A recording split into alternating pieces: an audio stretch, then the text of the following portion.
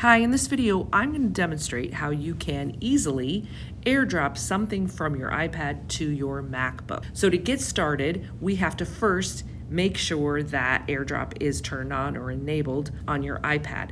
So we're going to do that through the Control Center. To open Control Center, you'll go up to the upper right-hand corner of your iPad screen and pull down. In Control Center, you're going to be looking for the AirDrop symbol. It is in that first set of squares. It looks like a radar icon. It is to the right of the airplane mode icon. Tap on that, and you want to make sure that it is turned dark blue. That means it's on. Now you're ready to AirDrop. So I'm going to go into a video that I want to AirDrop from my iPad to my Mac.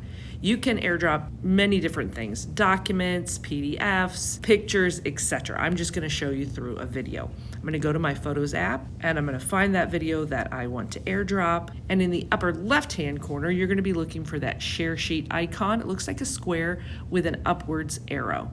Tap on that. Then we're going to come and find that AirDrop symbol. Tap on it. You're going to be looking for your MacBook. Once you find that, you're going to tap it.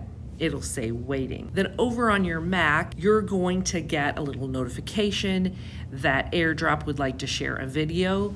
You're going to have two choices here. You're going to have decline or accept. You'll select accept, and you can select where you want that video to go. I'm going to say in my photos. Then back on my iPad, you'll see that in that AirDrop window, it says that video has been sent. You have successfully AirDropped something from your iPad to your MacBook.